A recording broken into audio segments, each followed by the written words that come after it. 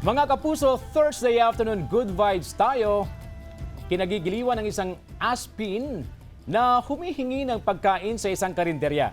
At ang kwento ng mag-ama na nagpunta sa mall, pero hindi maalala kung saan sila nagpark ng sasakyan.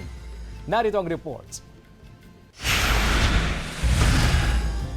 Maalala ba kami nag-park?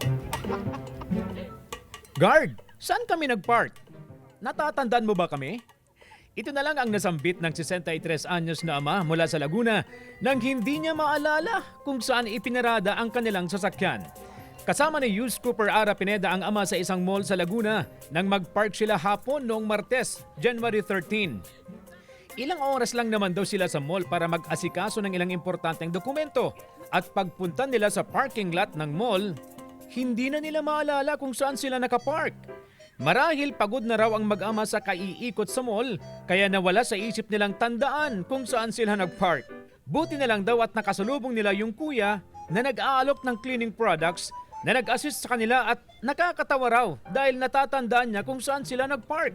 Natawa na lang din ang mag-ama nang makita nila ang kanilang sasakyan. Nakuhanan din ng video ang isang aspin na humihingi ng pagkain sa isang karinderya sa General Santos City. Tila effective ang begging at puppy dog eyes ng aspin dahil binigyan siya ng pagkain ng iba pang mga customer. Tila wala na raw ngipin ang aspin na lagi raw nakatambay sa naturang karinderya. Nais man daw ampunin ng US Cooper ang aspin, hindi niya na ito kaya dahil mayroon na siyang 16 na alaga.